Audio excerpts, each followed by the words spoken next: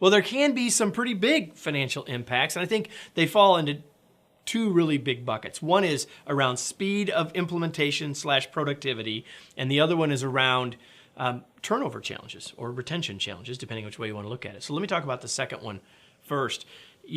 We've heard lots of headhunters say, ooh, we found out that the person works remotely. They're easy to pick off because they don't always have a great relationship with their boss or have as much of a tie to that. And the barriers to them switching jobs is much lower because they're going to still work at home. They're not changing their commute. They're not changing any of the rest of the things in their life.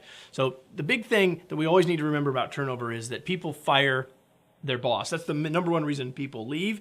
And if your leaders aren't prepared to be successful at a distance, you're creating a new cost, potentially creating a new cost problem when you've got a bunch of people working remotely. But there's some speed and productivity challenges too. Oh, sure there are.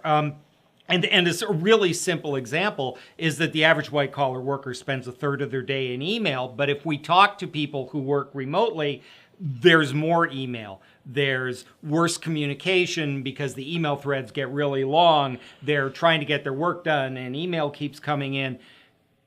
And so they need to get their mitts around that.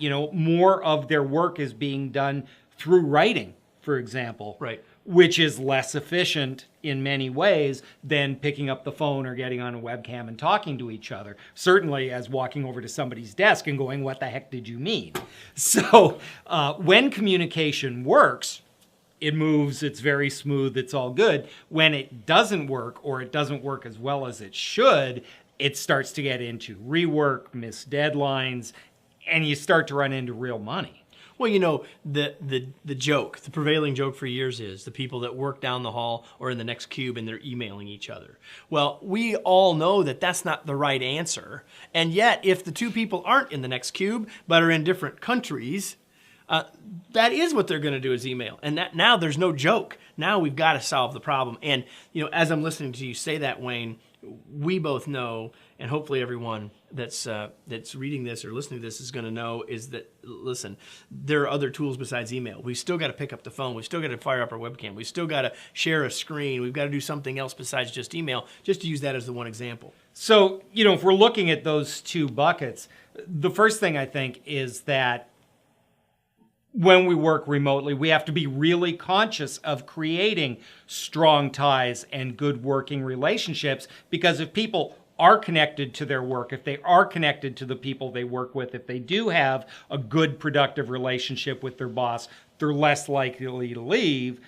And if we look at communication and productivity, they need to put those processes in place and monitor them and constantly be improving them so that they can get the job done.